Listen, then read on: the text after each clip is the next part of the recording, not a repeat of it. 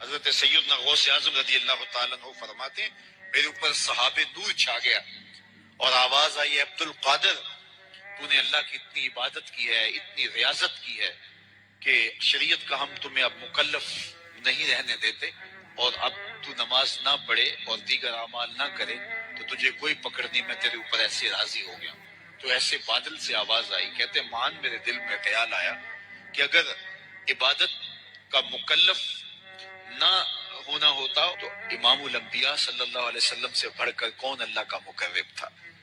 حتی تتورم قدماہ، حضور جب نماز پڑھتے اور اس قدر لمبا قیام کرتے حضور کے مبارک پاؤں سوج جاتے، لیکن ان کو تو کہا گیا وَاعْبُدْ رَبَّكَ حَتَّى يَأْتِيَكَ الْيَقِينُ، انہیں تو کہا گیا کہ آخری سانس تک اللہ کی عبادت کرنی ہے۔ تو میں کون ہوں کہ مجھے کہا جائے کہ تو اب عبادات کا مکلف نہیں رہا، کوئی بات نہیں ہے۔ تو کہتے ہیں میں لا حول ولا قوت الا باللہ پڑھا تو وہ جو مجھے نور نظر آ رہا تھا وہ سیاہی میں بدل گیا۔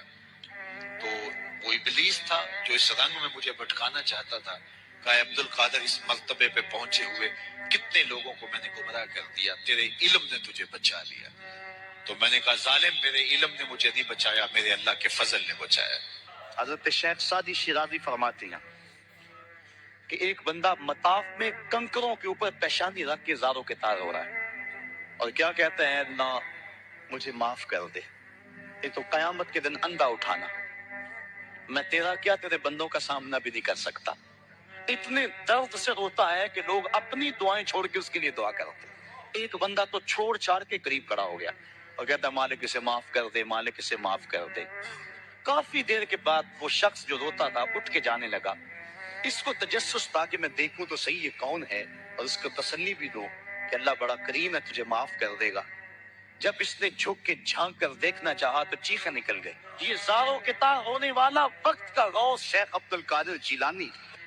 حضرت ملا علی قاری لکھتے ہیں کہ حضور غوث اعظم جب مجلس واعظ کرنے بیٹھتے تو 70 ہزار کا اجتماع آپ کے مجمع میں ہوتا، اور عمومی طور پہ اللہ کی رحمتوں کے حوالے سے بات کرتے، اور جس دن آپ اللہ کے قہر، غضب اور جلال کی بات کرتے کئی جنازے اٹھتے۔ یہ آپ کی گفتگو کے اندر عصر کا رنگ اور شیرینی تھی۔ حضرت غوث اعظم شیخ عبد القادر جیلانی علیہ رحمہ و رضوان، آپ سفر پہ جاتے ہیں تو ڈاکو پڑتے ہیں، سب کی تلاشی ہوتی ہے، آپ چونکہ کم عمر تھے تو سرسری سی تلاشی لے کے آگے آپ کو بھیجنے لگتا ہے ڈاکو۔ تو ساتھی پوچھتا تمہارے پاس کچھ نہیں؟ کہا نہیں میرے پاس 40 درہم ہے۔